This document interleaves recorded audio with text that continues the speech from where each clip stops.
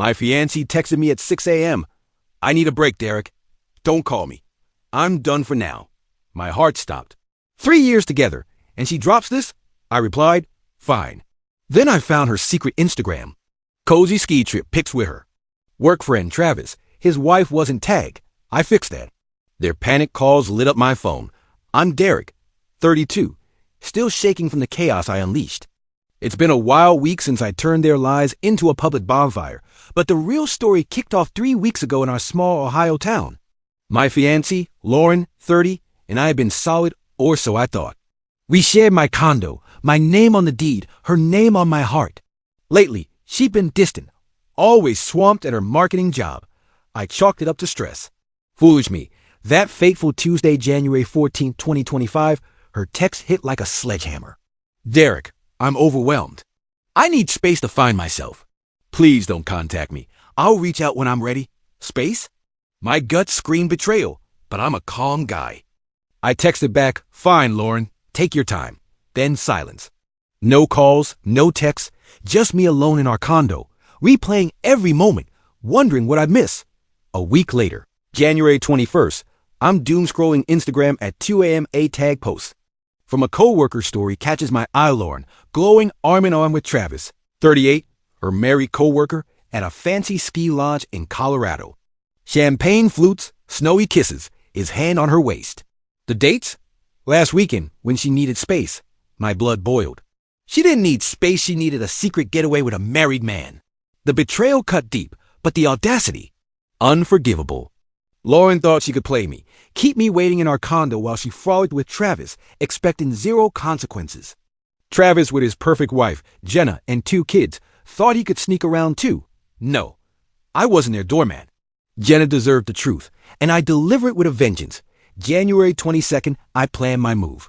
I screenshot the damning photos. Lauren and Travis cuddled by a fireplace, skiing hand in hand, toasting at a candlelit dinner. Undeniable. I crafted a public Instagram post, sharp and brutal. Lauren needed space. Huh? Found it in Colorado with Travis. Hey, Jenna. Thought. You'd enjoy these work trip highlights. True hurts. I tagged Jenna, posted the pics, and waited. Chaos was coming. 30 minutes later, my phone exploded. Notifications flooded in likes, comments, DMs. Then the calls started. Travis first, voice cracking. Derek, what the hell? Take that down. You're ruining my life. Lauren said you were over. Oh, she did. Did she? I didn't respond. Then Lauren, frantic. Derek, are you insane? Jenna's losing it. Delete that post now. Her nerve was unreal. I blocked Lauren. On everything phone, Instagram, email, Travis too. The post went viral in our town's gossip circles. Friends texted, shocked. Dude, is this real? I stayed silent, letting the truth do the work. Jenna's DM was short but gut-wrenching. Thank you, Derek. I had no idea. I'm sorry. I replied, you deserve better, Jenna. I'm sorry too. The storm was just beginning. My phone was a war zone. 30 minutes after my Instagram post, Lauren's desperation flooded my voicemail. Derek, you've destroyed me. How could you? How could I? The gall. Travis's calls were next, his voice a pathetic whimper. Man, please, my kids, my marriage, delete it. I didn't. Their lies fueled my rage, and I was done playing nice. The chaos erupted on January 23rd, a cold Ohio morning. I sat in my condo, coffee in hand, watching notifications pile up. My post was a local wildfire friends, co-workers, even strangers shared it. Lauren's space was exposed as a sleazy ski trip with Travis, and our town's gossip mill churned. I felt vindicated but hollow. 3 years with Lauren, and this was her truth. Lauren's best friend, Mandy, 29, slid into my DMs all. Fake concern. Derek, that was cruel. Lauren's a wreck. People mess up, okay? Dragging Jenna into it. Low. I fired back. Mandy, a mess up is forgetting plans. Cheating with a married man while lying to me, that's betrayal. Jenna deserved to know. Blocked. Mandy's loyalty to Lauren was blind, but I wasn't. Here for her lecture dot, then came Lauren's brother, Kyle, 34, the family's fixer. His text was a knife. Derek, you're scum. Lauren sobbing, Jenna's unhinged, and you're gloating? She said you were controlling. This proves it. Controlling? Me? I paid every bill, gave Lauren freedom, and she repaid me with lies. I replied, Kyle, your sister cheated in my home. I'm not the villain. Blocked him too. Their family's denial was infuriating. The real gut punch was Jenna's second DM. Derek, I confronted Travis. He admitted everything. I'm filing for divorce. Her words hit hard calm but broken. I typed, I'm so sorry, Jenna. If you need my screenshots, they're yours. She didn't reply. I imagined her world crumbling, kids caught in the crossfire. Lauren and Travis did that, not me. By evening, Lauren tried burner numbers. Her voicemail swung from rage to tears. Derek, you've ruined my career. Travis might get fired. Fix this. Fix her mess? The entitlement. Another message, sobbing. Please, I'll do anything. I didn't mean to hurt you. Too late. Her tears didn't erase the ski lodge selfies. I saved every voicemail evidence for later. The town's reaction was electric. My coworker, Sam, called, stunned. Dude, Lauren's name is mud at her firm. Travis's boss is livid. Good. Their marketing agency was small, and scandals spread fast. Comments on my posts were savage. What a snake. Poor Jenna. Lauren's perfect image shattered, and Travis's family man facade gone. I felt a twisted satisfaction. Then, a curveball. Kyle showed up at my condo that night, pounding on the door. Open up, Derek. You can't hide. I watch. Via my doorbell cam, heart racing. He yelled, You destroyed my sister. Face me. I stayed silent. Call the cops? Tempting, but I didn't. He left after 10 minutes, cursing. Their audacity was unreal cheat lie.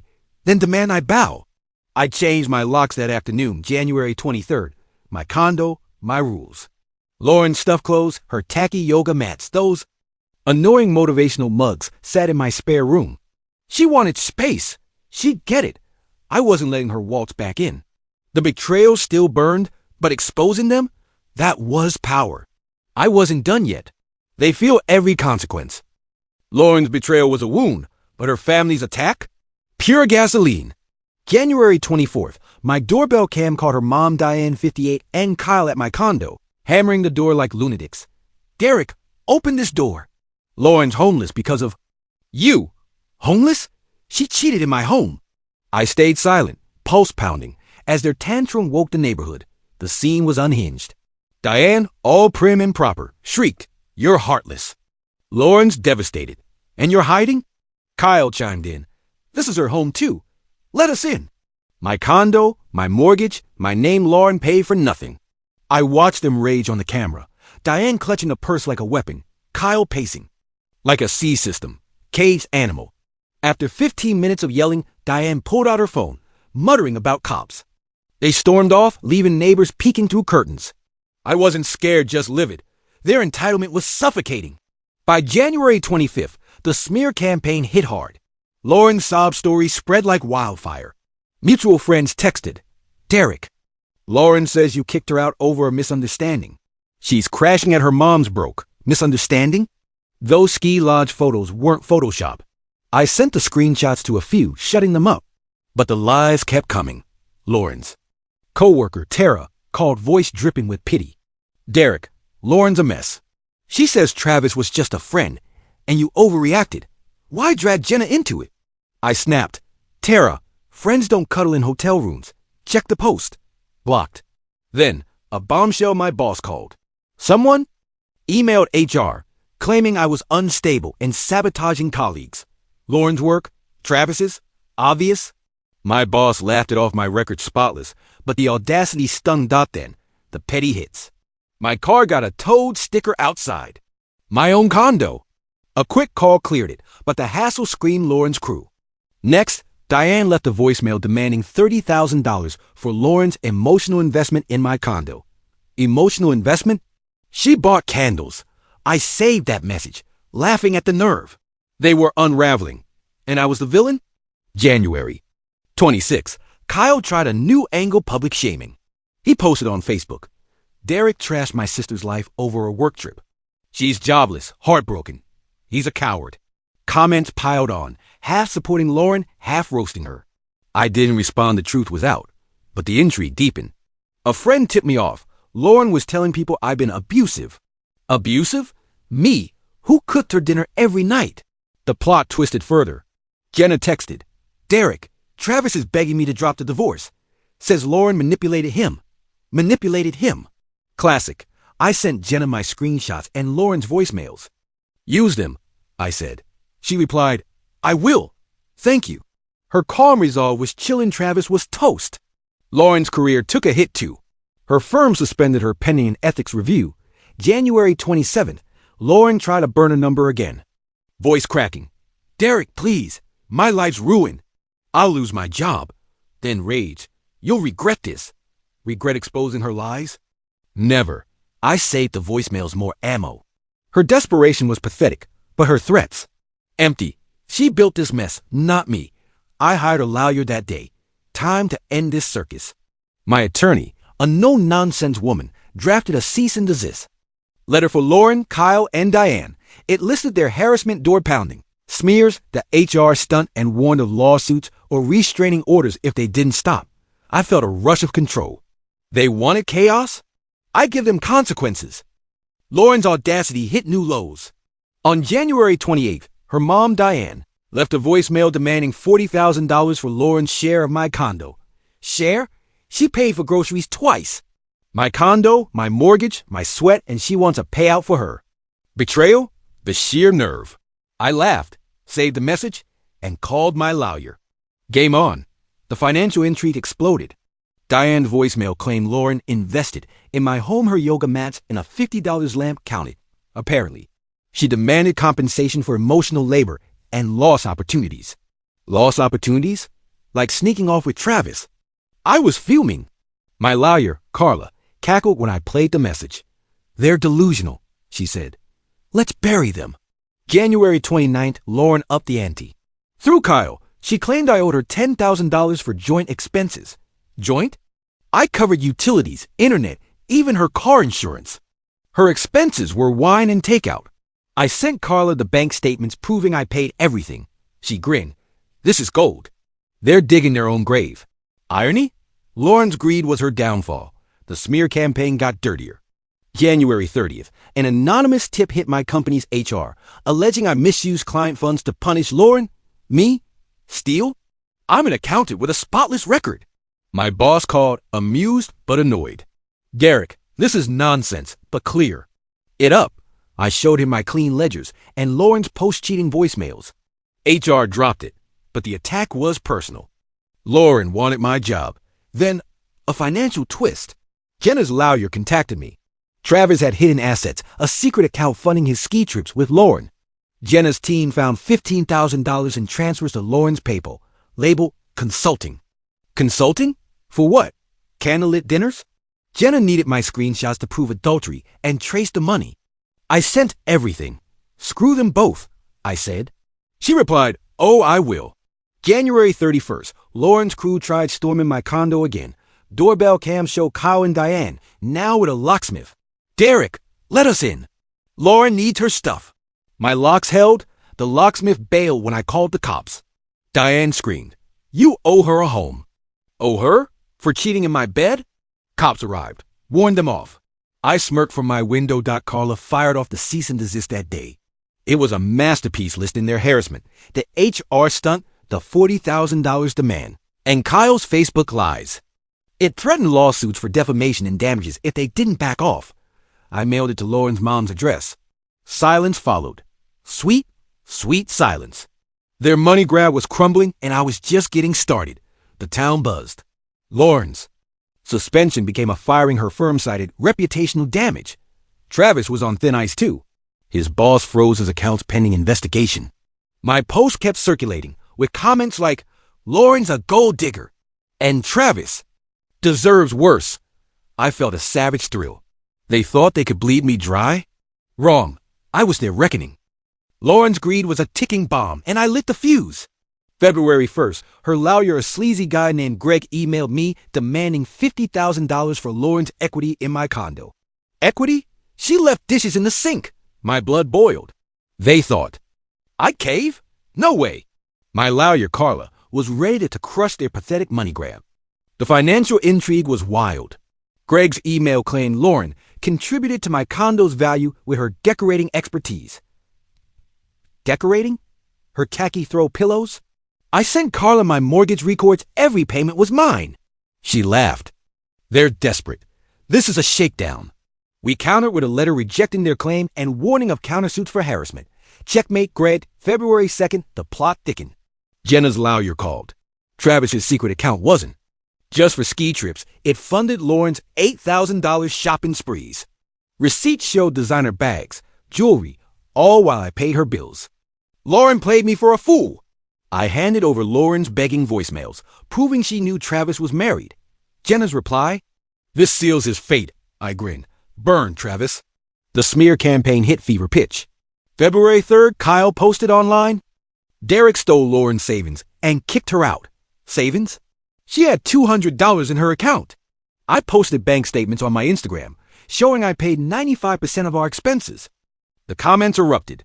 Lauren's a liar. Derek's the victim. Kyle's post tanked. He deleted it by noon. Sweet justice. Then, a shocker. My neighbor texted. Someone slashed my tires overnight. Lauren's crew? Obvious, I filed a police report, sharing my doorbell footage of Kyle lurking nearby gays earlier.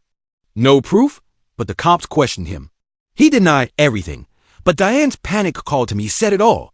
Derek, stop this witch hunt. Witch hunt? They slashed my tires.